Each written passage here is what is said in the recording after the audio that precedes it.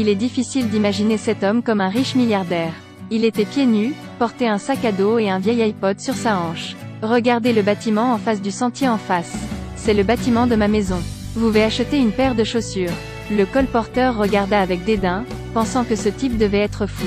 En fait, il était le seul héritier de la société Rand, le bâtiment en face de lui. Lorsque Danny est allé à la réception pour signaler qu'il voulait voir le directeur général Harold Mitchum. Harold Mitchum était l'ami d'affaires de son père. Mais ce n'est pas l'oncle Harold qui est descendu le chercher, mais une bande d'agents de sécurité. Le gardien de sécurité pensait qu'il était sans abri, alors il a ignoré ce qu'il a dit. S'habiller comme ça est aussi difficile à blâmer. Danny était un peu énervé alors il entra, toujours ouvertement chassé par le gardien de sécurité. Ces gars veulent toujours se battre. Danny a l'air désordonné mais il est vraiment bon en arts martiaux. Ces gens ne sont pas les adversaires de Danny. Il a été formé comme maître d'arts martiaux dans la ville mystique de Kunlun. Il a obtenu le pouvoir divin du corps d'un dragon immortel, capable de tout détruire. En un instant, les gardes de sécurité ont tous été vaincus et sont rapidement entrés dans l'ascenseur. Il ne voulait faire de mal à personne, il voulait juste rencontrer oncle Harold et parler. Il a glissé un scan de la carte d'employé d'une fille et a pressé le dernier étage jusqu'au bureau du directeur général. Il entra et appela le nom de la personne qu'il voulait rencontrer. Où est Harold? Excusez-moi, qui êtes-vous? L'homme en face de lui était un peu chaud. Pourquoi quelqu'un a-t-il appelé directement le nom de son père? Joy. Les frères ne pouvaient pas croire qui il était pour connaître leur nom. Quand Danny a dit qu'il allait retrouver leur père, Harold, Ward s'est mis en colère et a dit à sa secrétaire d'appeler la sécurité. Pourquoi avez-vous laissé un fou monter ici? Danny essaie d'expliquer qu'il est leur meilleur ami. Je voulais juste trouver oncle Harold à qui parler. Joy a dit que mon père était mort d'un cancer il y a 12 ans. Cette phrase l'a fait ne pas savoir quoi faire. Il a dit que ses parents sont également décédés. Il s'avère qu'il y a 15 ans, la famille de Danny était dans un jet privé. En survolant le sommet du mont Everest, l'avion s'est écrasé. On ignore où se trouvent 3 personnes. 15 ans passèrent, et Danny l'oublia peu à peu. Tout le monde supposa qu'ils étaient morts. Après tout, presque personne ne survit à un accident d'avion. Et voilà qu'émergeait soudainement un sans-abri se faisant appeler Danny. Qui le croirait? Le seul héritier de cette Rand Corporation, même le vrai Danny, ne sera pas reconnu. Ward ne lui a pas permis de s'expliquer. Danny a insisté sur le fait qu'il voulait juste parler. Joy voulait dire à la police. Ward l'a arrêté et a continué à dire d'appeler la sécurité. Escorte de sécurité Danny dans l'ascenseur, dans son esprit la scène de l'accident d'avion à nouveau. Danny avait 10 ans alors. Danny s'est calmé. Je vais bien, nous ne nous soucions pas de vous? Les gardes de sécurité dans leur tête doivent se moquer de ce fou. Danny arrive à l'endroit où il habitait, il regarde un moment autour de lui. Sonné à la porte mais personne ne l'a ouverte. Danny a pris la clé cachée sur la pointe des pieds, mais malheureusement, la serrure a été changée. C'est vrai, Danny n'est pas là depuis trop longtemps. La maison a peut-être changé de propriétaire il y a longtemps, mais Danny n'a pas l'intention d'abandonner. Il sauta doucement sur le balcon. En voyant la disposition familière devant lui, sur la bibliothèque, il y a encore des photos de lui quand il était enfant. Ses parents, les propriétaires Harold et Ward, Joy, qui l'ont expulsé du bâtiment. Soudain, un chien aboya, Danny fit les 100 pas, les mains jointes, le chien se coucha lentement.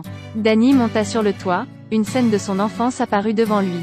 Danny était assis au milieu avec de longs cheveux, et Joy était à côté de lui. Ward refuse toujours d'admettre sa défaite, frappant Danny avec ses pieds.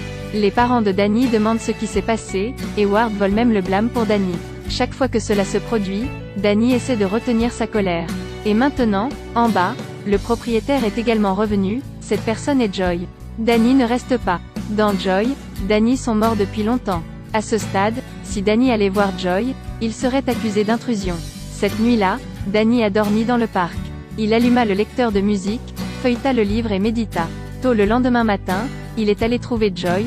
Joy avait toujours très peur et a envoyé un SMS pour appeler le garde du corps. Si vous continuez à m'embêter, je vous poursuivrai en justice. Danny a indiqué sa date de naissance et son lieu de naissance, et a déclaré que le nom de l'équipe qu'il jouait auparavant était les Bombers. Vous êtes aussi un gardien de but. N'importe qui peut trouver cette information en ligne.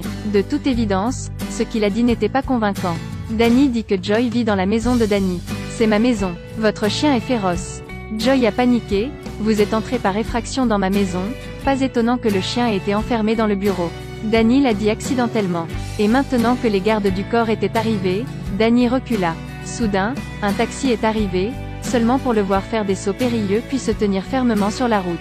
Joy était surprise, son visage rempli d'incrédulité. Tout ce que Danny a dit n'a pas fonctionné, alors il est parti. Danny resta immobile, les yeux fermés, et dans le ciel un faucon passa. Le faucon perché sur le bâtiment regarde dans toutes les directions. Danny ouvrit les yeux et il s'avéra qu'il pratiquait le tai chi dans le parc. Une personne a mis de l'argent dans le couvercle de son bocal, c'était une jeune fille en manteau rouge. Danny vient et explique qu'il n'est pas sans abri. La fille a dit que ça allait, il a pris le dépliant ci-dessus. Est-ce l'art martial que vous enseignez? La fille répondit poliment, ne voulant clairement pas se soucier de lui. Danny a de nouveau utilisé le chinois pour démarrer une conversation. Colin Wing, est-ce un nom chinois? Pourquoi enseignez-vous l'escrime japonaise? Dans quel but demandez-vous? Rien, je veux juste trouver du travail.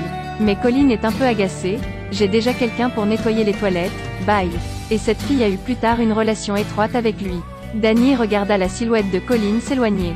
Danny est rapidement allé voler la voiture de Ward, il l'a rapidement poursuivi et pointé son arme sur lui et lui a dit d'arrêter la voiture. Danny est très en colère, je veux juste te trouver pour parler, ne pointe pas l'arme sur moi. Danny a arrêté la voiture, à partir du moment où je suis rentré ici, que de la colère et de l'hostilité. Je le répète, posez le pistolet. Et Ward n'écoutait toujours pas, pointant à nouveau l'arme sur lui. Danny a attrapé le pistolet, l'a pointé sur lui et lui a dit de ressentir ce sentiment. Danny a jeté l'arme de côté. Ward a dit, ne vous attendez pas à recevoir un centime à votre retour. Je n'ai pas dit que je prendrais l'argent. Pourquoi l'avion de ma famille s'est écrasé, et vous ne pensez pas que ce soit un accident? Danny était tellement en colère qu'il a appuyé sur la pédale d'accélérateur, donnant à Ward l'impression qu'il avait perdu un être cher devant lui. La scène d'un accident d'avion apparaissait toujours devant moi. Danny a complètement perdu la tête. Arrête la voiture. Lorsque Ward a crié de s'arrêter, Danny a appuyé sur le frein et a tourné la voiture contre la balustrade pour que rien ne se passe. Il est sorti de la voiture et s'est éloigné. Colin était dans le dojo quand Danny est entré et a dit qu'il voulait défier son maître. Colin a souri et a dit, « Que veux-tu? Je veux combattre ton maître. Je suis le maître ici, je n'accepte pas le défi. » Danny a dit que je pouvais enseigner ici, j'enseigne les arts martiaux et vous enseignez l'escrime. Colin dit que je ne veux pas déranger, c'est l'heure de la fermeture. Danny voulait aussi insister. Je vais l'utiliser pour te frapper au visage. Colin lui a dit de sortir d'ici et Danny s'est incliné poliment. Il était à l'origine le fils d'un milliardaire, mais il n'avait même pas de chaussures. Colin lui a jeté une paire de chaussures. Danny était assis devant la porte avec ses chaussures, quand soudain un homme noir l'a attaqué. Danny le reconnut. Je suis agent de sécurité chez Rand Corporation. Il a sorti une arme et a tué Danny mais a échoué.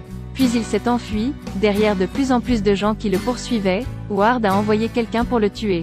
Le mur est haut, Danny n'a qu'à monter 2 marches pour le franchir. Le dos a commencé à lui tirer dessus.